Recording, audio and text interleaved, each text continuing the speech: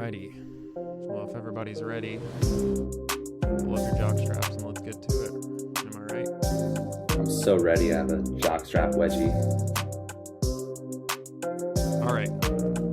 Well, here goes nothing. What's going on, folks? Welcome to episode 3 of the Next Man Up Injury Podcast. I am your host, Kyle Allen. I am joined once again by the talented duo of Matthew Walters and Eric Crail. Before we jump into the NFC West, Matthew brought up something interesting in our group chat that we all agreed we could talk about because it's pertinent to sports medicine and our bubble of expertise, if you will. So recently in sporting news, you may have heard about the Lakers. They have decided to part ways with their head athletic trainer, Nina Shea. They did not renew her contract after they had a season marred with injuries. Both LeBron James and Anthony Davis played in a career low number of games this season, and not one player on the team's roster played the full 72 games. Now, Matthew, you were an athletic trainer. What are your thoughts on this? I do want to start out and say the Lakers as a franchise can do whatever they want. It's their right to do that, whatever.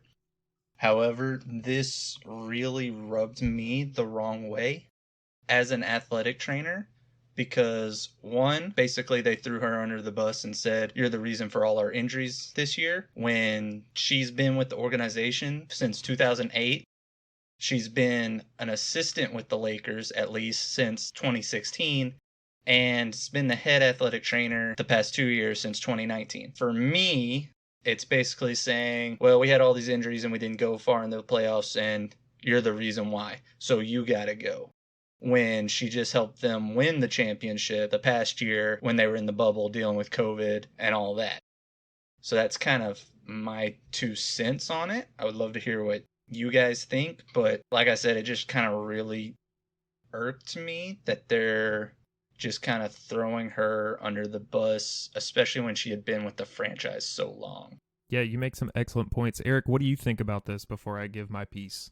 Well, I think that her tenure there is really meaningful because through the years with the team, you should have enough data points to really decide, is our team chronically injured, or was this kind of a one-off with a goofy 2020 leading up to it? So, I probably know the least amount about this situation, but you would hope that this decision wasn't made mostly out of a scapegoat. But I feel like athletic trainers, they have one of the toughest jobs in sports from the professional standpoint, non-athlete standpoint, where you're almost doomed if you do and you're doomed if you don't. I think of Kevin Durant playing for the Golden State Warriors in that championship game where he was having a hard time getting onto the court. They weren't sure if he was going to be able to play.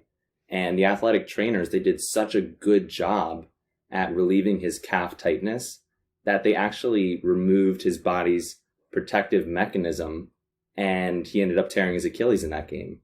From the trainer's perspective, it's like, I need to get this athlete onto the court so that my team can compete. But sometimes if you do that, it's ends up in a catastrophic, result and can really derail a career. Yeah, there's absolutely a part of that job that requires you to protect the athletes. People that are listening out there that are athletes will certainly understand you're an athlete because you enjoy the game and you want to play the game. So obviously, the last thing you want is to be injured, not be able to go out and play the game that you enjoy and be able to help your team out, especially high-caliber players like LeBron, KD, Anthony Davis, not being able to play, that crushes them.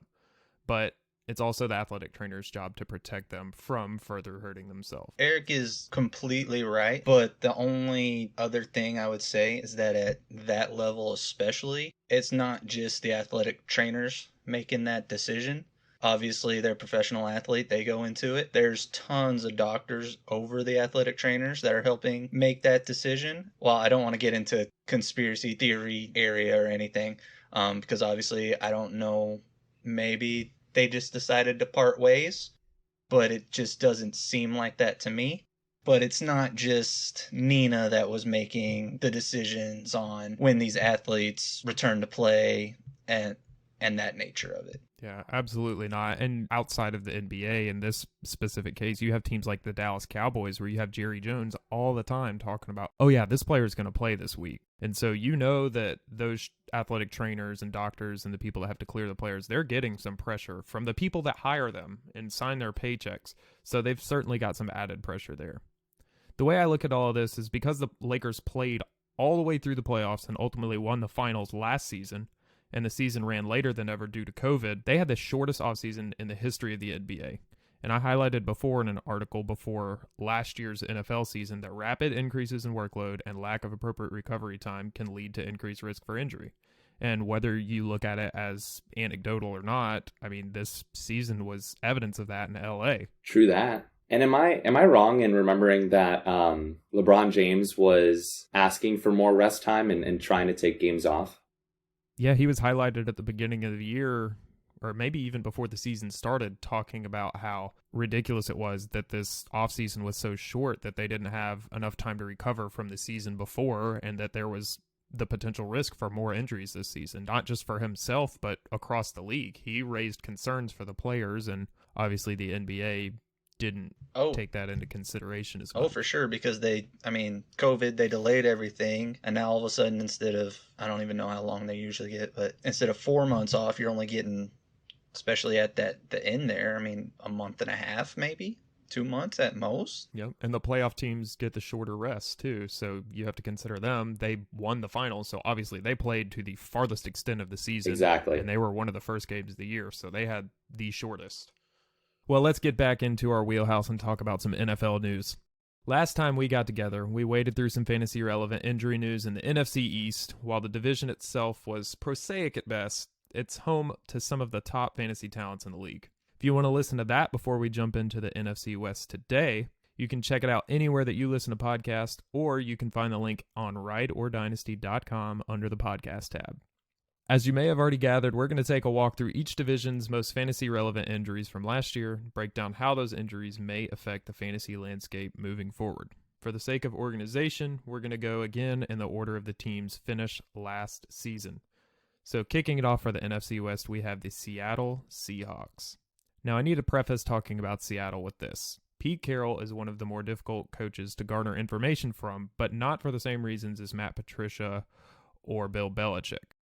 Pete Carroll is serially optimistic about predicting injury status. He will be the first guy to say, oh yeah, that player looked great. You know, he should be ready to go. He's almost there. Anytime I hear that out of Pete Carroll's mouth, I'm like, all right, they're either going to play like 3 snaps this week and be totally unreliable, or they're not quite ready yet. So any optimism I hear out of Pete Carroll's mouth, I take with a grain of salt. So we'll kick it off. We'll talk about Rashad Penny, the perennially injured running back. He was finally back last December. About a year removed from injury, he didn't really do a lot. Seattle chose not to pick up his option, and he even had a cleanup procedure this offseason. According to Pete Carroll, he's not quite ready to be out there where he's reacting yet. So if Pete Carroll, the serial optimist, is not excited about a player being ready to play, that kind of gives me some worry. So I have 2 questions for this one, Eric. I'm going to come to you. What is the significance of this clean-out procedure, first of all? Is there scar tissue? Does this mean there was a failed previous surgery? And will Penny ever be healthy enough to garner fantasy relevance? A clean-out procedure is a minimally invasive surgery that can be used when doctors aren't quite sure why you're having knee pain. They'll often make small cuts in the front of your knee, and they'll insert a camera and a shaving tool, and they'll literally clean out anything that they deem irregular on the spot. So it can be, a very small procedure or a somewhat larger procedure, depending on what they see when they get in there. But remember that A.J. Brown, he had a similar procedure done on both of his knees this offseason as well. So, we're not being doomsday with him. But I think it's pretty significant that Rashad Penny is trying to recover from a significant knee injury, and he's having more and more procedures. Did that answer the question? I can't remember what you asked. Yeah, absolutely. That makes sense. So really what it comes down to is there could be something like bone spurs, there could be scar tissue in there, stuff that's causing not necessarily pain or limiting mobility, but it could be just a discomfort thing. They go in, clean it out so they can be ready to go in the future. Yeah, I mean, I wouldn't really call it a positive or negative sign, except when you really zoom out and you look at his injury history and the fact that he's not quite ready for reacting, which basically means live play. And it's June, it's late June. Really, you want Rashad Penny to be ready by now so that when proper OTAs and off-season training begins, he'll be ready for the season. Yeah, that's perfect. Thank you. So my second question to that, do you feel like Penny is ever really going to be healthy enough to garner fantasy relevance? Well, in terms of his health, I'm not overly optimistic, no matter how hard I want to be. In the last episodes, we read between the lines when we were assessing Saquon Barkley's knee recovery, and we acknowledged that the Giants front office picking up his fifth-year option is a good indicator that the conversations between those guys and the doctors was an optimistic one. And we can do the same with Rashad Penny, and we're acknowledging that his option wasn't picked up. And, we start to think how those insider conversations went with their medical staff. So to me, that's not a good sign of the team's optimism. And they know way more than we do looking from the outside in. I mean, both running backs were drafted in the first round. So for a team to accept a sunk cost by letting Penny walk is a pretty bad sign, in my opinion. From a clinical standpoint, his injury history just feels more and more familiar to guys like Darius Geis and Bryce Love. So I don't have high hopes for Rashad Penny, but anything's possible in the NFL. Moving forward to the wide receiver room in Seattle, we have rookie Dwayne Eskridge. So he's an interesting player who played both wide receiver and defensive back at Western Michigan, but he'll be a full-time receiver in the NFL, and he actually stands a chance to fit in as the number 3 receiver there. With 3 separate injuries over the course of 5 college seasons, Matthew, and now an injury before training camp to his toe, do we have injury concerns for a rookie receiver that's already 24 years old? Yeah, there might be some concern there. Obviously, he had the history in college, and then he's already dealing with a toe injury, and they're not even in full pads and actually hitting each other yet. It's June. They're just working through the playbook. Now, I tried to find which toe was actually injured, like if this is like a turf toe situation that we've discussed like with Antonio Gibson in the past, or did he just stub his pinky toe on his door frame or something like that? And I couldn't find any information on which toe was actually injured or how he injured it or anything like that. So it's kind of pure speculation on what we're dealing with. But if it is a turf toe injury, there is a very real possibility that this will be bothering him into training camp and going into the season. Not necessarily, but we've seen reports of Antonio Gibson's turf toes apparently still giving him a little bit of trouble. Now, I did see a report that he's already jogging and catching passes in camp, so maybe they're just being a little overly cautious with it, which would be kind of where my brain is at with it, that he probably just dealing with a small sprain in one of his toes, and they're just being cautious. Well, Seattle definitely has the wide receiver room talent to be able to be cautious with their rookie and nurse him along. Hopefully they take care of him and get him fully healthy before they try to push him out. Moving across the division to Los Angeles and the Rams. Now, we've got some interesting ones here. We're going to start off with wide receiver Cooper Kupp. Now, you may remember last year that he had some knee issues, and they didn't really clarify on what they were because it was actually kind of a rare injury. It was initially believed that it was his knee bursitis acting up again, which he has a history of. But what it actually was, he talked about this offseason, was a Morel-Lavallée lesion, which is a very fancy word for a degloving injury, which occurs when the skin is essentially separated from the underlying tissue. So the skin separates from the fat or muscle tissues, and it causes the growth of necrotic fat or dying tissue, as well as an effusion, which is a fluid-filled area. So these injuries, they look horrible. It looks like a giant, puffy, fluid-filled bruise almost. With his history of knee bursitis that kept him out of the playoffs last season, it isn't unreasonable to expect something like this to come up. With something this rare, it is likely to reoccur. Will Kupp be fully recovered for the season, Eric? With a degloving injury, it's pretty nasty, but it's total happenstance and could theoretically happen to anyone playing a contact sport. The real challenge with an injury like this is just dealing with it the right way in its acute phases. So I think I read that he had like 12 to 15 needles inserted into that knee. And what they were trying to do was take the excess fluid out of the area, and often you'll get a compression bandage after the fact. But if you mishandle it in those early stages, then yes, you could technically get rotting of his fat cells from within, which is a much more serious issue. So it makes sense that they had to be conservative, in that time frame. But long term, there's no more chance that he gets this again than the next NFL player. And it's not something that I would be worried about for 2021 and beyond. Well, that's certainly good to know. I would say that his knee bursitis is more of a concern moving forward, but with them extending both him and Robert Woods, I believe that the Rams athletic training staff is confident in his ability to be there for him. Absolutely. And if you're curious and you have a strong stomach and you want to look up some degloving injuries, look up ring avulsions. That's Don't do I'll it. say on that. Don't do it. Moving on to the newly appointed king of Los Angeles.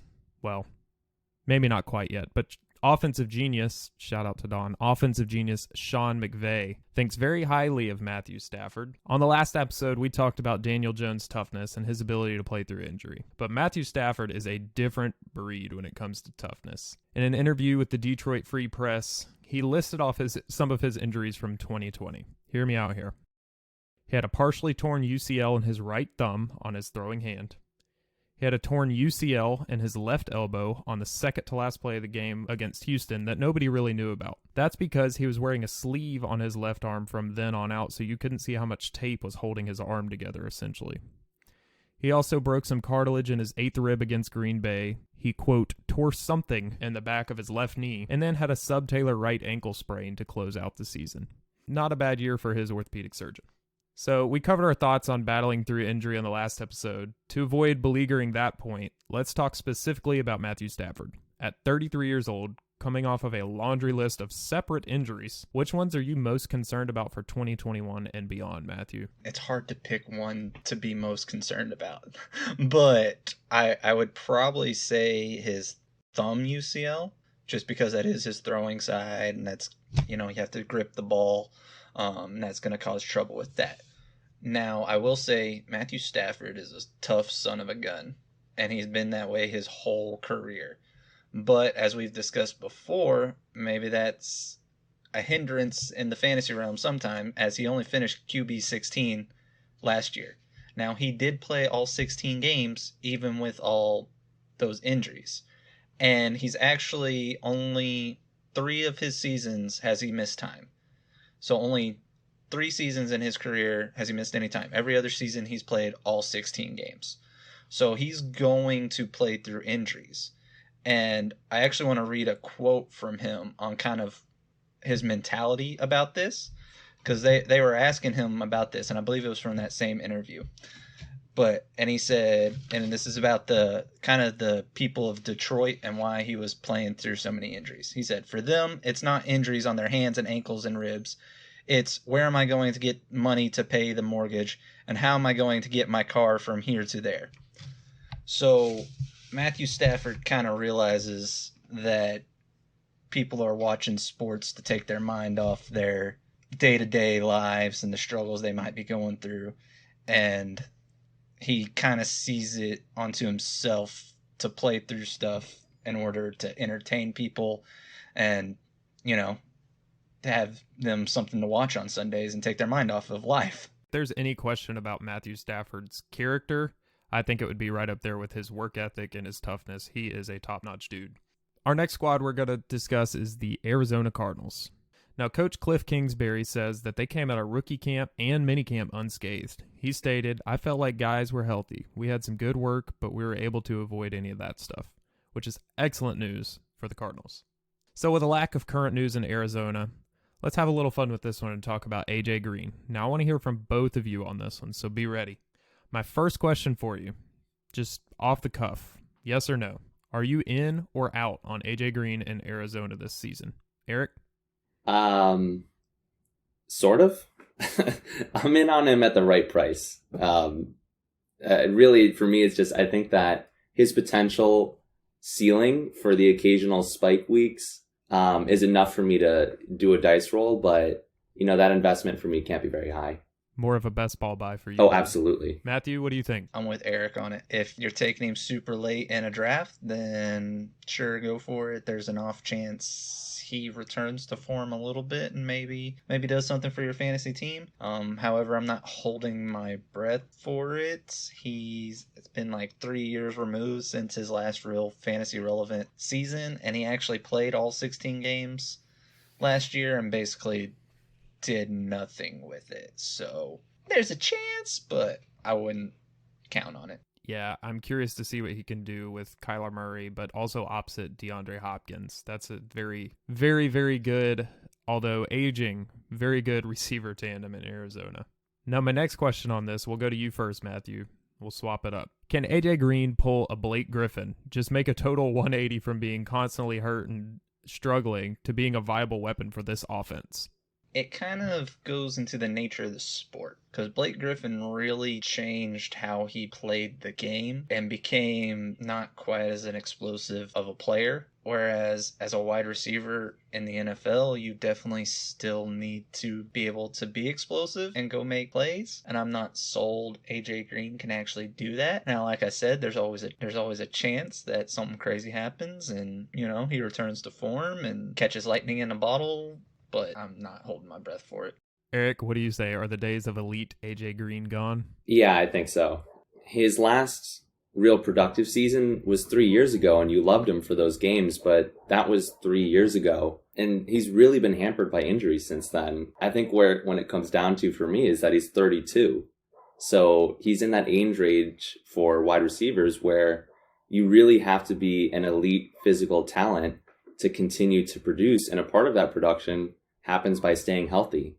So as an older guy, I'm not sure he'll be able to do that. That's where it comes down to that dice roll for me. I mean, how much are you willing to invest in the occasional spike week if he might not even play half the season? Yeah, those are both excellent points. I can't argue with you on that. All right, so just quick hitters right here. We'll go Eric, then Matthew on all of them. So you can choose one of these two players, and there's a list of 4. All of these receivers are within 5 spots in PPR ADP.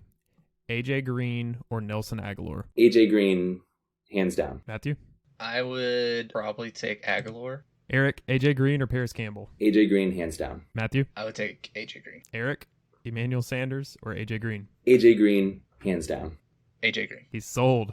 Matthew's going AJ as well. All right, and here's the fun one, and I was very curious to see where they ended up ADP-wise, and they are within 5 spots of each other. His teammate, Christian Kirk or AJ Green? Eric? AJ Green. And for me, it really comes down to Christian Kirk's lack of ability to produce the way that we've wanted him to. Asking the question, why did the team bring on AJ Green? And I think it's because they want somebody to be a playmaker, and they just haven't gotten that in Christian Kirk consistently. Yeah, I'm taking AJ Green over Christian Kirk. So within 5 spots, either above or below AJ Green, you've got guys like Aguilar, Campbell, Sanders, and Kirk, and it sounds like you guys are both in on AJ Green at his ADP. So it'll be interesting to see where he is going in both Dynasty and Redraft this season. Now moving forward to the final team, the lowly San Francisco 49ers. Now, the 49ers are one of my favorites this year to make kind of a worst to first kind of run. They were mauled by injuries this season, so hopefully they can turn it around on that front. Now, we'll start off with the QB, Jimmy Garoppolo. Now, he's obviously had an ACL tear in the past, and now he went out this season with high ankle sprain issues. He suffered one in week 2, returned weeks 5 through 8, but he didn't really look great. And then he went to the IR for the rest of the season after saying that the injury flared up again. Keep in mind, the 49ers traded up to take Trey Lance, Eric, with the 3rd overall pick. Will Jimmy G's injury history take Lance to be the favorite to start the season? Or do you believe that he should be healthy enough to at least start as the QB1 and maybe we see Lance filter in later on? I firmly believe that Garoppolo will start the season, or if he doesn't, it won't be because of his health. What he suffered last year was the kind of injury that it can be really difficult to manage in season, and he couldn't do it, but he's had plenty of time to rehab and strengthen since then. I'm not optimistic about his ability to keep Trey Lance off the bench all season, but that opinion has nothing to do with his health. If he's healthy enough, I think we'll be looking at kind of the Ryan Fitzpatrick to a situation all over again, and on another team. The I like that. Kind of veteran guy, plays a few weeks, and then eventually the coaches are like, all right, we got to get the young guy in there and see what he can do. Yeah. I don't know that Jimmy G is going to be the same closer kind of player later on in the season like Fitzpatrick did with the back and forth kind of stuff. But I can see a situation like you're saying where he plays a few weeks and then they're like, all right, let's see what Lance has. Yeah, I agree. Nobody can be Fitzmagic. Nobody. Garoppolo magic doesn't quite roll off the tongue. Garoppolo poltergeist? I don't know. Anywho.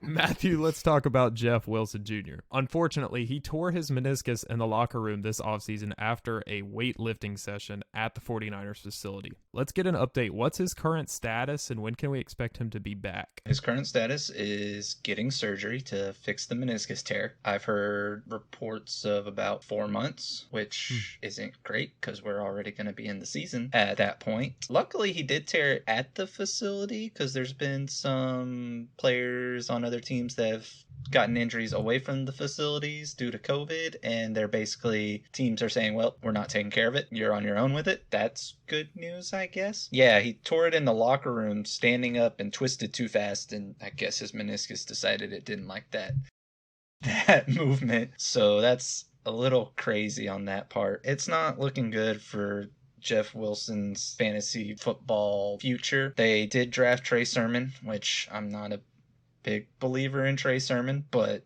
they did draft him. He is going to get some playing time, and we'll see what happens. They have Mostert. They signed Wayne Gallman. They still have Jermichael Hasty, however you feel about him.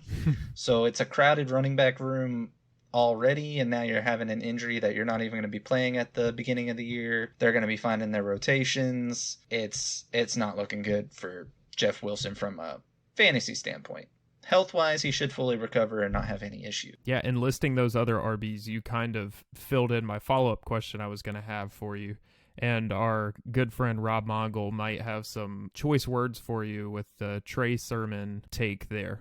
But if you had to pick one of them in the spirit of the next man up, who would be the first in line for the most RB work in San Francisco? In the immediate future, I would say Mostert. I like it. But there is a chance Trey Sermon gets worked in and proves me a complete fool for all my takes this offseason. It's always fun to see what happens with the rookie running backs, but I can absolutely see a world where Raheem Mostert's the early down guy. He's catching a lot of passes out of the backfield, and then Trey Sermon's coming in being that big body back that's just getting a few yards for the first downs and touchdowns and sapping some of that value away from Mostert.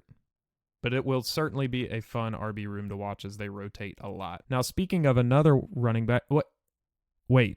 Deebo Samuel is a wide receiver. Excuse me. So, Eric, let's talk about Deebo Samuel. So, Deebo Samuel, as we all know, suffered a Jones fracture in the offseason last year. He had various soft tissue injuries throughout the season, and he has a noted history of soft tissue injuries prior to that. So, what do we do with Deebo? Does his history automatically get baked into his ADP at this point, or are we back on board with the Deebo train? I'm extremely cautious of Deebo Samuel in 2021. His injury history has to be a consideration when you put him into your starting lineup. Repeated hamstring strains, depending on severity, and he's had some bad ones, can result in permanent changes to that tissue that just make it so difficult to fully recover from year after year. So, I mean, when he's healthy, he's a yak monster and will compete for targets on a typically fantasy-friendly offense, but I would strongly consider what other options you have before just auto-plugging him in this coming year. I drafted him last year with high hopes, and then as the year dwindled on, my hopes also dwindled. Sorry, buddy.